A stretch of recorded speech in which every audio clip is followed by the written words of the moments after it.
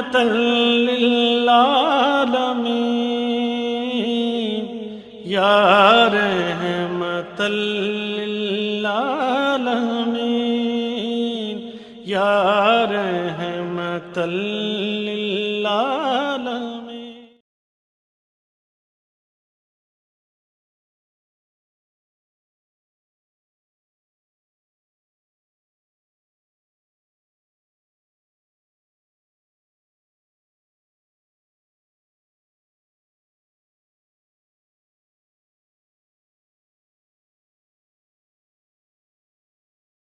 اللهم صل على محمد وعلى آل محمد كما صليت على إبراهيم وعلى آل إبراهيم إنك حميد مجيد.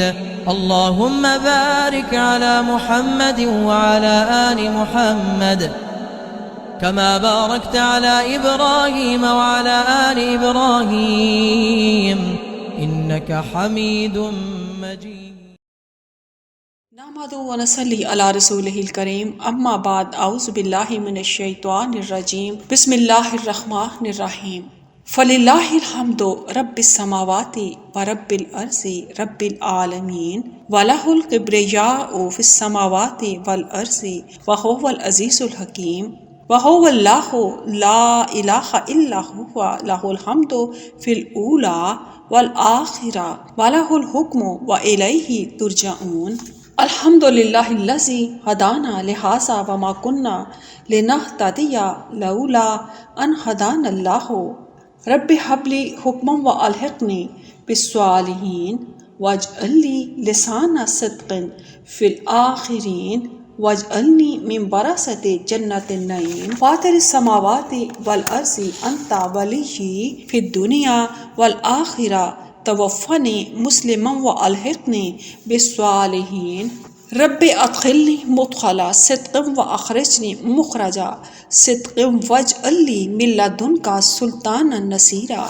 رب اشرح لی صدری ویسر لی امری واحلل عقدۃ من لسانی یفقہوا قولی. السلام علیکم ورحمۃ اللہ وبرکاتہ. جہاں تک میری آواز پہنچے بے شمار صحت و عافیت اور امن و سلامتی کی دعاؤں کے بعد معزز و مکرم سامعین، اللؤلؤ مکنون سیرت انسائکلوپیڈیا رحمت للعالمین خاتم النبیین سید المرسلین حضرت محمد مصطفیٰ صلی اللہ علیہ وآلہ وسلم آپ کے سامنے پیش کی جا رہی ہے. 12 نبوی کے موسم حج میں مدینہ منورہ سے 12 افراد حج کے لیے آئے. انہوں نے نبی صلی اللہ علیہ وآلہ وسلم سے گھاٹی میں ملاقات کی. ان میں سے 4 افراد تو انہی 6 افراد میں سے تھے جو پچھلے سال بھی آئے تھے اور رسول اللہ صلی اللہ علیہ وآلہ وسلم سے ملاقات کر کے نور ایمان سے منور ہو چکے تھے. یہ لوگ رسول اللہ صلی اللہ علیہ وآلہ وسلم سے چند صحابہ کی موجودگی میں ملے اور آپ کی بیعت کی سعادت حاصل کی. ان میں سے 10 خزرج اور 2 اوس قبیلے سے تعلق رکھتے تھے. ایک قول کے مطابق ان 12 افراد میں سے 5 افراد انہی 6 افراد میں شامل تھے جو گزشتہ سال بھی آئے تھے. اب ہم دیکھتے ہیں پہلی بیعت عقبہ کیسے ہوئی. سیدنا عبادہ بن صامت خزرجی رضی اللہ تعالیٰ عنہ اس بیعت کی تفصیل یوں بیان کرتے ہیں: میں اس بیعت میں شامل تھا. ہم 12 افراد تھے. ہم نے عورتوں کی بیعت کی طرز پر بیعت کی، یعنی اس بیعت کے مطابق جو فتح مکہ کے وقت عورتوں کے بارے میں نازل ہوئی، اور یہ ہم پر جہاد فرض ہونے سے پہلے کا واقعہ ہے. سیدنا عبادہ بن صامت رضی اللہ تعالیٰ عنہ انہی لوگوں میں سے ہیں جو بدر میں رسول اللہ صلی اللہ علیہ وآلہ وسلم کے ساتھ تھے. وہ بیان کرتے ہیں کہ عقبہ کی رات رسول اللہ صلی اللہ علیہ وآلہ وسلم کے گرد صحابہ کی ایک جماعت موجود تھی. آپ صلی اللہ علیہ وآلہ وسلم نے ارشاد فرمایا: آؤ مجھ سے اس بات کا عہد کرو کہ اللہ کے ساتھ کسی کو شریک نہیں ٹھہراؤ گے، چوری نہیں کرو گے، زنا نہیں کرو گے، اپنی اولاد کو قتل نہیں کرو گے، اپنی طرف سے گھڑ کر کسی پر تہمت نہ لگاؤ گے، اور اچھی باتوں میں میری نافرمانی نہیں کرو گے. بس جو شخص اپنے اس عہد پر قائم رہے گا اس کا اجر اللہ کے ذمے ہے، اور جس شخص نے اس میں کمی کی اور اسے دنیا میں اس کی سزا مل گئی تو وہ اس کے لیے کفارہ ہے، اور جس نے اس میں سے کسی چیز کا ارتکاب کیا اور اللہ تعالیٰ نے اس پر پردہ پوشی فرمائی تو اس کا معاملہ اللہ کے اختیار میں ہے، چاہے اسے سزا دے چاہے اسے معاف کر دے۔ سیدنا عبادہ رضی اللہ تعالیٰ عنہ فرماتے ہیں کہ ہم نے انہی امور پر بیعت کی۔ بیعت کے شرکا قبیلہ بنو نجار میں سے اسد بن زرارہ رضی اللہ تعالیٰ عنہ اور افراح رضی اللہ تعالیٰ عنہ کے دو بیٹے عوف بن حارث اور معاذ بن حارث رضی اللہ تعالیٰ عنہ تھے۔ ان میں سے اسد بن زرارہ اور عوف بن حارث رضی اللہ تعالیٰ عنہ پچھلے سال بھی رسول اللہ صلی اللہ علیہ وآلہ وسلم سے شرف ملاقات حاصل کر چکے تھے۔ قبیلہ بنو زریق میں سے رافع بن مالک بن اجلان اور ذکوان بن عبد قیس رضی اللہ تعالیٰ عنہ تھے۔ ان میں سے رافع رضی اللہ تعالیٰ عنہ بھی پچھلے سال نبی اکرم صلی اللہ علیہ وآلہ وسلم سے ملاقات کر گئے تھے۔ بعض نے ذکوان بن عبد قیس کا تذکرہ بھی سابقہ صحابہ میں کیا ہے۔ بنو عوف میں سے عبادہ بن صامت اور ابو عبد الرحمن یزید بن صلبہ بن خزمہ رضی اللہ تعالیٰ عنہ تھے۔ سیدنا یزید رضی اللہ تعالیٰ عنہ قبیلہ بنو بکی سے تھے اور بنو عوف کے حلیف تھے۔ بنو سالم میں سے عباس بن عبادہ بن نزلہ رضی اللہ تعالیٰ عنہ تھے۔ قبیلہ بنو سلمہ میں سے عقبہ بن عامر بن نابی رضی اللہ تعالیٰ عنہ تھے۔ یہ پچھلے سال بھی رسول اللہ صلی اللہ علیہ وآلہ وسلم کی خدمت میں حاضر ہو کر شرف بارجابی حاصل کر چکے تھے۔ بنو سواد میں سے قطبہ بن عامر بن حدیدہ رضی اللہ تعالیٰ عنہ تھے۔ یہ اس سے پہلے گروہ خزرج میں سے تھے جس نے اسلام قبول کیا۔ یہ 10 افراد قبیلہ خزرج سے تعلق رکھتے تھے اور 2 افراد اوس میں سے تھے۔ بنو عبد الاشہل میں سے ابو الحشیم مالک بن تیحان رضی اللہ تعالیٰ عنہ تھے اور بنو عمرو میں سے اوین بن سعدہ رضی اللہ تعالیٰ عنہ تھے۔ بیعت پوری ہو گئی اور حج ختم ہو گیا تو نبی اکرم صلی اللہ علیہ وآلہ وسلم نے ان لوگوں کے ساتھ یثرب یعنی مدینہ میں اپنا پہلا سفیر بھیجا تاکہ وہ مسلمانوں کو اسلام کے احکام سکھائے، قرآن کریم کی تعلیم دے اور جو لوگ اب تک شرک پر چلے آ رہے ہیں انہیں اسلام کی دعوت دے۔ نبی صلی اللہ علیہ وآلہ وسلم نے اس سفارت کے لیے سابقین اول میں سے سیدنا مصعب بن عمیر عبدری رضی اللہ تعالیٰ عنہ کا انتخاب فرمایا۔ یہ مدینہ میں مقر مدینہ کے استاد کے نام سے مشہور ہوئے۔ ان کی رہائش اسد بن زرارہ رضی اللہ تعالیٰ عنہ کے ہاں تھی۔ چونکہ اوس اور خزرج ایک دوسرے کے پیچھے نماز پڑھنا پسند نہ کرتے تھے اس لیے حضرت مصعب رضی اللہ تعالیٰ عنہ ان کی امامت بھی کرتے تھے۔ امام بیقحی اور زبہی رحمۃ اللہ علیہ نے موسیٰ بن عقبہ رحمۃ اللہ کے واسطے سے امام زہری کی روایت بیان کی ہے کہ رسول اللہ صلی اللہ علیہ وآلہ وسلم نے حضرت مصعب بن عمیر رضی اللہ تعالیٰ عنہ کو ان 6 آدمیوں کے بعد بھیجا تھا جو آپ صلی اللہ علیہ وآلہ وسلم سے عقبہ کے پاس ملے تھے۔ امام بیقحی رحمۃ اللہ نے ابن اسحاق کی ایک اور مرسل روایت نقل کی ہے جو ابن اسحاق سے عاصم بن عمر سے روایت کی ہے۔ اس میں صراحت سے لکھا ہے کہ انہوں نے مدینہ پہنچ کر آپ صلی اللہ علیہ وآلہ وسلم کی خدمت میں عریضہ لکھا کہ کسی شخص کو تبلیغ دین کے لیے بھیج دیجئے، تو آپ صلی اللہ علیہ وآلہ وسلم نے حضرت مصعب بن عمیر رضی اللہ تعالیٰ عنہ کو بھیجا۔ عبداللہ بن ابو بکر اور عبداللہ بن مغیرہ بن موقیقیب کی ابن اسحاق کی سند سے ایک اور روایت میں یہ الفاظ درج ہیں کہ رسول اللہ صلی اللہ علیہ وآلہ وسلم نے حضرت مصعب کو ان 12 آدمیوں کے ساتھ بھیجا تھا جنہوں نے پہلی بیعت عقبہ کی تھی۔ ابن سعد نے ایک اور روایت نقل کی ہے کہ رسول اللہ صلی اللہ علیہ وآلہ وسلم نے مصعب رضی اللہ تعالیٰ عنہ کو اس وقت بھیجا جب اہل مدینہ نے مدینہ پہنچنے کے بعد آپ صلی اللہ علیہ وآلہ وسلم کو لکھا کہ ان کے پاس ایسا آدمی بھیجا جائے جو انہیں قرآن پڑھائے۔ اس روایت کی سند میں واقعی ہے۔ اس طرح ابن اسحاق رحمۃ اللہ کی 2 روایات ہیں جو بتاتی ہیں کہ رسول اللہ صلی اللہ علیہ وآلہ وسلم نے مصعب رضی اللہ تعالیٰ عنہ کو اہل مدینہ کی واپسی پر انصار کے ساتھ روانہ کیا تھا۔ ان کی تیسری روایت میں ہے کہ رسول اللہ صلی اللہ علیہ وآلہ وسلم نے مصعب رضی اللہ تعالیٰ عنہ کو اہل مدینہ کی واپسی پر استاد قرآن روانہ کرنے کی درخواست کرنے کے بعد بھیجا۔ یہ روایت ابن سعد کی روایت سے متفق ہے۔ تطبیق یوں ممکن ہے کہ پہلے 6 اشخاص نے مدینہ واپس پہنچ کر آپ صلی اللہ علیہ وآلہ وسلم سے مبلغ بھیجنے کی درخواست ارسال کی۔ اتنے میں دوسرے سال کا حج آ گیا تو آپ نے بیعت کرنے والے 12 حضرات کے ساتھ حضرت مصعب رضی اللہ تعالیٰ عنہ کو بھی مدینہ روانہ کر دیا۔ حضرت مصعب رضی اللہ تعالیٰ عنہ نہ صرف دینی غیرت اور قوت ایمانی میں ممتاز تھے بلکہ اپنے یگانہ اوصاف کے باعث ایک منفرد شخصیت کے مالک تھے۔ آپ کا حافظہ بہت اچھا تھا۔ جو ہی نبی صلی اللہ علیہ وآلہ وسلم پر قرآنی آیات نازل ہوتی تھیں آپ انہیں فوراً حفظ کر لیتے تھے۔ آپ کی ذہانت مسلم تھی، اخلاق نہایت عمدہ تھے۔ مزید بنا قادر مطلق نے آپ کو دانائی سے نوازا تھا۔ مدینہ میں آپ کی سعی بلیغ سے اکثر گھرانوں میں اسلام کا چرچا ہونے لگا۔ اول سرداران قوم اسلام میں داخل ہوئے، پھر ان کی قوم کے لوگ جوق تر جوق مشرف با اسلام ہوتے چلے گئے۔ سیدنا مصعب بن عمیر رضی اللہ تعالیٰ عنہ بطور سفیر شاندار کامیابی سے ہمکنار ہوئے۔ انہوں نے اہل مدینہ کے سامنے دین اسلام کی تعلیمات پیش کی اور ان کی مکمل تشریح و توضیح فرمائی، قرآن کریم کی تعلیم دی۔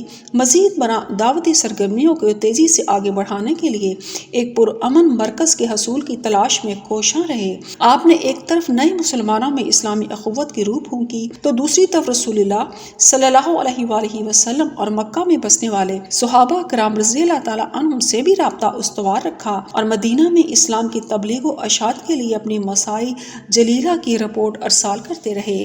سیدنا عبد الرحمن بن کعب بن مالک رضی اللہ تعالیٰ عنہ سے روایت ہے، وہ فرماتے ہیں جب میرے والد کی آنکھوں کی بینائی زائل ہو گئی تو میں ان کی رہبری کرنے لگا۔ میں جب بھی آپ کو ادائے جمعہ کے لیے لے جاتا تھا آپ جمعے کی اذان سن کر حضرت ابو امامہ اسد بن زرارہ رضی اللہ تعالیٰ عنہ کے حق میں دعائے مغفرت اور دعائے خیر فرماتے تھے۔ میں کچھ عرصہ ان کی زبان سے مسلسل یہی دعائیں سنتا رہا۔ آخر میں نے اپنے دل میں کہا یہ تو بڑی کم عقلی کی بات ہے کہ میں ان سے اس عمل جاریہ کی وجہ بھی دریافت نہ کروں، حالانکہ میں ہر جمعے کو جو ہی وہ جمعے کی اذان سنتے ہیں انہیں حضرت ابو امامہ رضی اللہ تعالیٰ عنہ کے حق میں دعائے مغفرت اور دعائے خیر کرتے سنتا ہوں۔ آخر کار جب ایک بار میں انہیں حسب معمول نماز جمعہ کے لیے لے کر چلا اور انہیں اذان کی آواز سنائی دی تو انہوں نے اپنے معمول کے مطابق فوراً دعائے مغفرت شروع کر دی۔ میں نے پوچھا ابا جان آپ جب بھی جمعے کی اذان سنتے ہیں حضرت اسد بن زرارہ رضی اللہ تعالیٰ عنہ کو دعائیں دیتے ہیں، اس کی کیا وجہ ہے؟ انہوں نے فرمایا پیارے بیٹے وہی تو تھے جنہوں نے سب سے پہلے ہمیں جمعے کی نماز پڑھائی۔ اس وقت تک رسول اللہ صلی اللہ علیہ وآلہ وسلم مکہ سے ہجرت کر کے مدینہ تشریف نہیں لائے تھے۔ انہوں نے یہ نماز حرہ بنی بیازہ میں نقیل خصمات میں پڑھائی تھی۔ میں نے پوچھا اس دن نماز جمعہ میں کتنے افراد تھے؟ انہوں نے فرمایا 40 آدمی تھے۔ امام دار القطنی رحمۃ اللہ نے سیدنا ابن عباس رضی اللہ تعالیٰ عنہ کے حوالے سے بیان کیا ہے کہ رسول اللہ صلی اللہ علیہ وآلہ وسلم نے مصعب بن عمیر رضی اللہ تعالیٰ عنہ کو لکھا تھا کہ وہ مدینہ میں نماز جمعہ کا اہتمام کریں، لیکن حافظ ابن کثیر رحمۃ اللہ فرماتے ہیں کہ اس کی سند میں غرابت ہے۔ حضرت مصعب بن عمیر رضی اللہ تعالیٰ عنہ کی رہنمائی میں تمام مسلمانان مدینہ دعوتی میدان میں سرگرم عمل ہو گئے۔ حضرت مصعب رضی اللہ تعالیٰ عنہ نے اس جماعت میں قیادت کی۔ وہ دعوت کے میدان میں اپنے معلم حقیقی سے سیکھے ہوئے قرآنی اسلوب سے کام لیتے تھے۔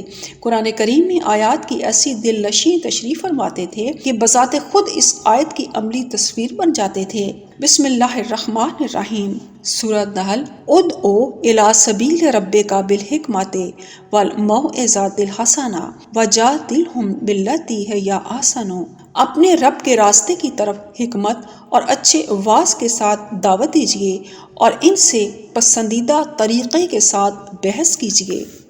اس مقدس کام میں ابو امامہ اسد بن زرارہ رضی اللہ تعالیٰ عنہ تمام مسلمانان مدینہ سے بڑھ کر حضرت مصعب رضی اللہ تعالیٰ عنہ کے شانہ بشانہ رہے۔ دونوں نے مل کر اہل یثرب میں نہایت جوش و خروش سے اسلام کی تبلیغ شروع کر دی۔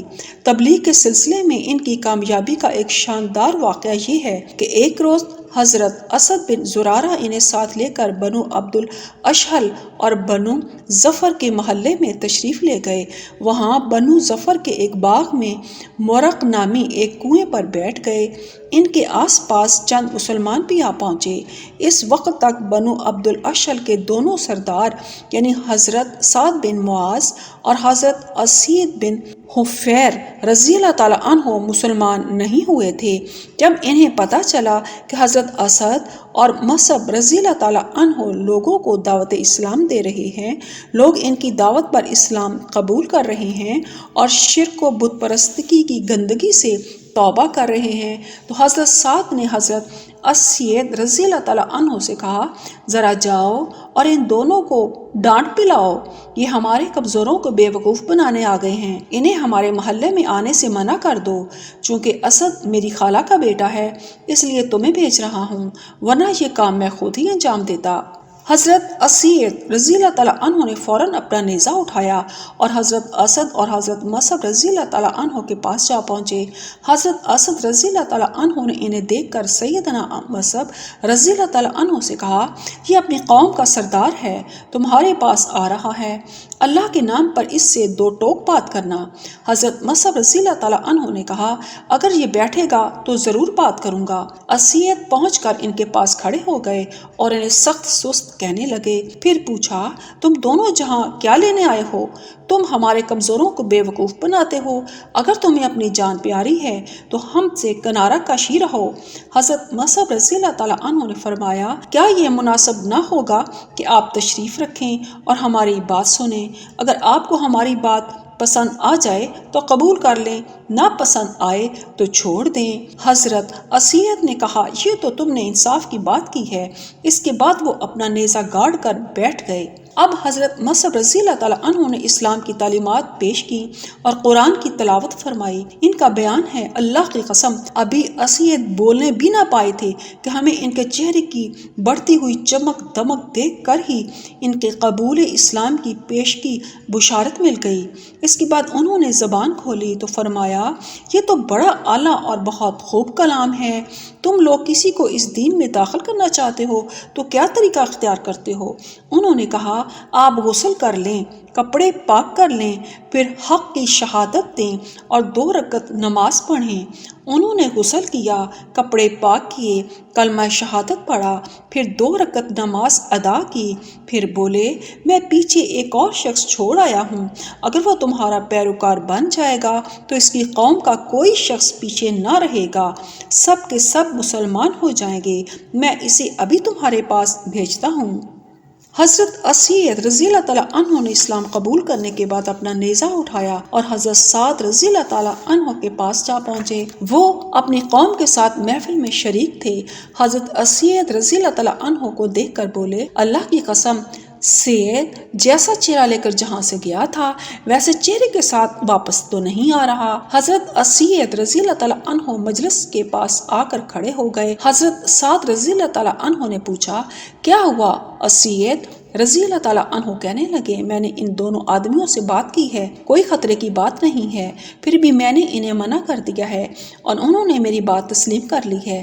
مجھے معلوم ہوا ہے کہ بنو حارثہ اسد بن زرارہ کو قتل کرنے کے لیے نکلے ہیں، وہ تمہاری خالہ کا بیٹا ہے اور بنو حارثہ تم سے بدعہدی کرنا چاہتے ہیں۔ یہ سن کر حضرت سعد رضی اللہ تعالیٰ عنہ فوراً اٹھ کھڑے ہوئے، اپنا نیزہ سنبھالا اور یہ کہتے ہوئے وہاں سے چل دیے کہ تو نے کوئی تسلی بخش کام نہیں کیا۔ وہ ان دونوں کے پاس پہنچے تو دیکھا وہ دونوں بڑے سکون سے بیٹھے ہوئے تھے۔ دیکھتے ہی سمجھ گئے کہ دراصل اسید کا مقصد یہ تھا کہ میں خود دین کے بارے میں ان حضرات کی بات سن لوں۔ حضرت سعد رضی اللہ تعالیٰ عنہ کھڑے کھڑے ہی انہیں برا بھلا کہنے لگے۔ پھر اسد بن زرارہ رضی اللہ تعالیٰ عنہ سے کہا، اللہ کی قسم اے ابو امامہ، اگر میری تمہاری آپس میں رشتہ داری نہ ہوتی تو تم میری طرف سے ہرگز کسی نرمی اور نوازش کے مستحق نہ ٹھہرتے۔ کیا تم ہمارے ہی محلے میں ہماری مرضی کے خلاف اپنے نظریات پھیلا رہے ہو؟ حضرت مصعب رضی اللہ تعالیٰ عنہ نے حضرت اسید رضی اللہ تعالیٰ عنہ کی یہ بات مد نظر رکھی کہ یہ شخص اپنی قوم کا سردار ہے، اگر یہ مسلمان ہو گیا تو کوئی آدمی قبول اسلام اس سے پیچھے نہ رہے گا۔ چنانچہ انہوں نے بڑی نرمی سے کہا، صحیح طریقہ کار یہ ہے کہ آپ تشریف رکھیں، اطمینان سے ہماری بات سنیں، پسند آئے تو قبول کر لیں ورنہ ہم جہاں سے چلے جائیں گے۔ سیدنا سعد نے کہا، تم نے بڑے انصاف کی بات کی ہے۔ پھر وہ نیزہ گاڑ کر بیٹھ گئے۔ اب سیدنا مصعب رضی اللہ تعالیٰ عنہ نے نہایت دلکش انداز میں اسلام کی دعوت پیش کی اور قرآن کی تلاوت کی۔ موسیٰ بن عقبہ کہتے ہیں کہ انہوں نے سورہ زخرف کا ابتدائی حصہ تلاوت کیا۔ اسد اور مصعب رضی اللہ تعالیٰ عنہ فرماتے ہیں کہ ہم ان کے چہرے کی بدلتی ہوئی فضا، ان کی نرم روی اور خندہ پیشانی ہی سے بھانپ گئے تھے کہ اب یہ مسلمان ہو جائیں گے۔ پھر حضرت سعد رضی اللہ تعالیٰ عنہ نے ان سے پوچھا، جب آپ کسی کو مسلمان کرنا چاہتے ہیں تو کیا طریقہ اختیار کرتے ہیں؟ ان دونوں نے کہا، آپ غسل کریں، پھر پاکیزہ کپڑے زیب تن کریں، حق کی گواہی دیں اور 2 رکعت نماز پڑھیں۔ حضرت سعد رضی اللہ تعالیٰ عنہ نے اس ہدایت پر فوراً عمل کیا۔ صدق اللہ العظیم۔ اللهم صل على محمد وعلى آل محمد كما صليت على إبراهيم وعلى آل إبراهيم إنك حميد مجيد اللهم بارك على محمد وعلى آل محمد كما باركت على إبراهيم وعلى آل إبراهيم إنك حميد مجيد